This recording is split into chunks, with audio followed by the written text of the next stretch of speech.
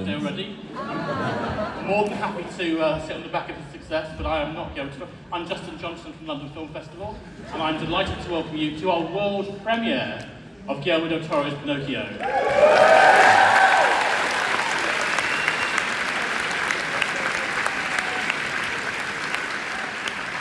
You are literally the first audience in the planet to see this film, and we are so thrilled to have the opportunity to share it with you at the London Film Festival, the BFI London Film Festival. It's a real thrill for us. It is a really exquisite stop-motion animation film. It's involved hundreds of animators and models. It's been incredibly labour-intensive. They've had a pandemic to work through as well, and they've made it to the end, and we're here on the day of the premiere. So what I'm going to do is I'm going to introduce you to a few very special guests who are going to come and talk to you a bit more. So first, please join me in welcoming to the stage one of the producers of the film, Gary Ungar. Producer, Alex Copley. Producer, Corey Pinnochio. Director of Character Fabrication, Georgina Haynes.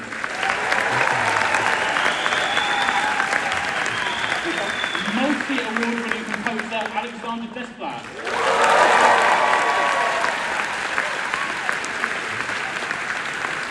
And then from the cast, Vern Gorman.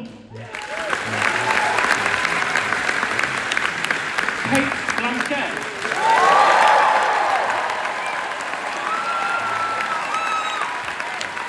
Christoph Waltz.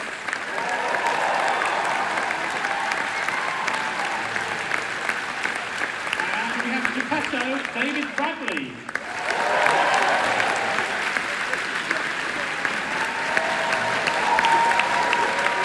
And Pinnochio, Gregory Mann.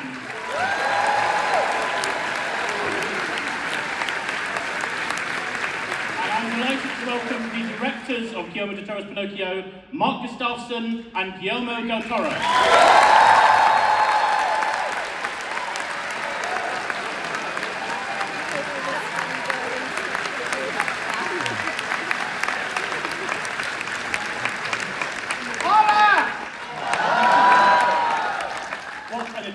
Lineup we have for you today. I'm just going to start. I've got a couple of questions I'm going to ask a few of the guys here. I'm going to start off with Guillermo. Just want to know a little bit about, obviously, I'm taking you're a huge fan of Pinocchio in terms of the original book, and you've made certain decisions about setting this film in fascist Italy in the 1930s. Just a little bit about your thought process about choosing that time. That's one question. That is one question. I mean, I saw the film as a kid, and it's a film that bonded me with my mom for our entire life. She would give me colored Pinocchios, and it affected me deeply for two reasons. And I tried to make it at age 11 on Super 8 with clay animation, failed. But it affected me because Pinocchio saw the world the way I saw it, and it felt like that, daunting, full of lies and fraught with danger. And because I was a little bit enraged that people demanded obedience from Pinocchio. So I've been wanting to make a movie about disobedience as a virtue, very necessary virtue right now with Pinocchio, and to say that you don't need to change to be loved, that you should be loved exactly as you are. And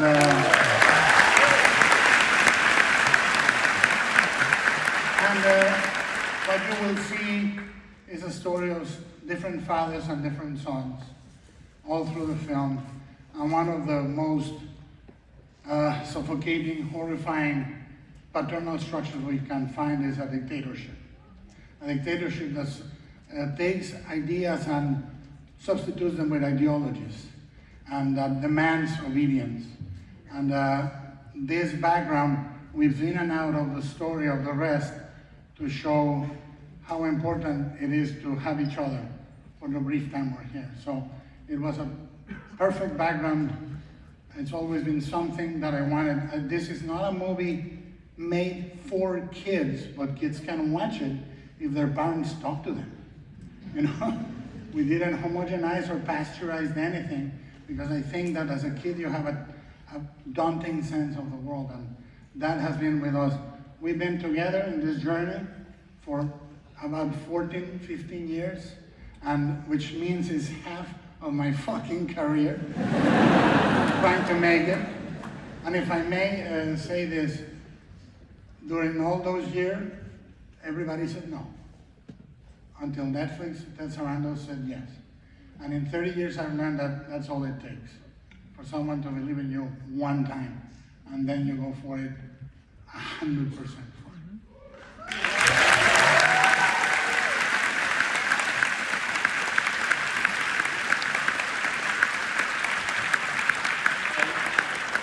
Hopefully those of you with children have enough time to quickly grab and cover their ears at that moment. I'm not teaching, but I'm going to ask Mark next a question about, I wonder if you could just tell us a little about the scale of the production, and in particular, the kind of challenges that the animation kind of presented to you this time.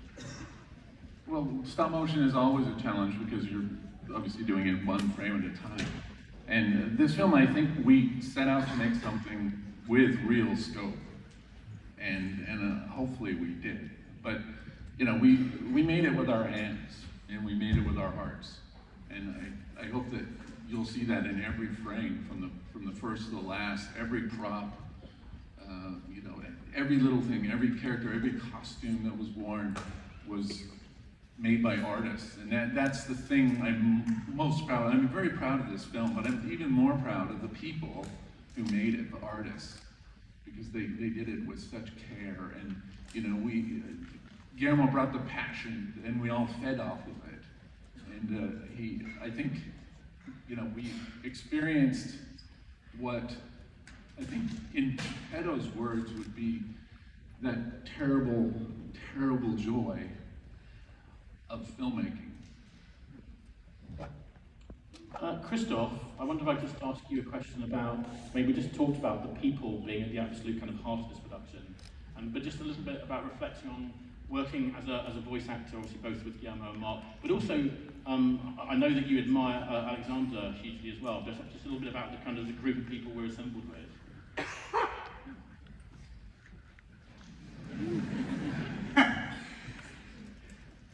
Look, it's kind of simple.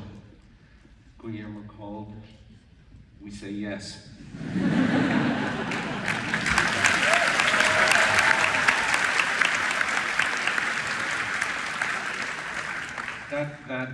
That it is not trying to smudge over a world that we should be scared of is what I think engaged all of us immediately. And I thought, yes, the story that turns a wooden boy into a human being, told in a time that tries to turn human beings into wooden puppets, is worthwhile engaging in. I'm going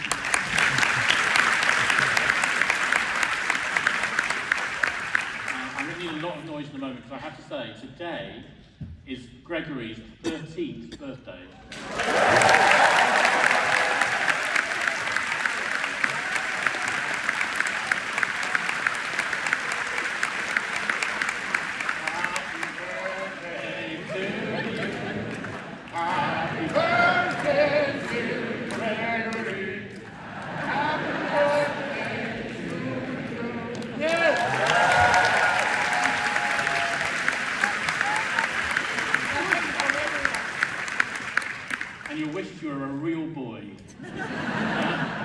So Gregory, I know that you have worked on live action before as an actor, but it's a very different proposition putting your voice to a character, because obviously, literally all the performance is going through your voice. Can you just tell us a little bit about how you prepared for the role and how you found that experience?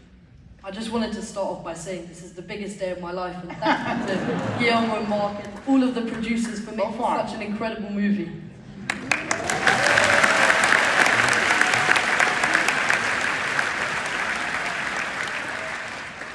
What I love about animation, as it's always been my dream to be behind the microphone and create it into a different thing, a puppet, is that when you're in live action, you have your costume and you have the other actors around you and you have the set and the weather and the climate and everything else. But when you're just behind the microphone, it's purely you, and you can use everything inside of you, your face and your movement with your hands to really project the character that you want.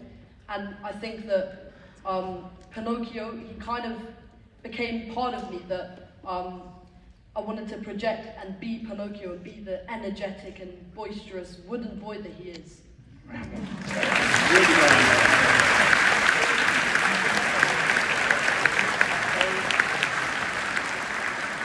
Before we watch the film, a big thank you to Netflix for allowing us to have this as a premiere. A big thank you to Guillermo. Guillermo, I'm going to ask you to say a few words of introduction, if you would, before we watch the film. Yes, well, everybody that is here believes that animation is not a genre, that animation is art, that animation is film.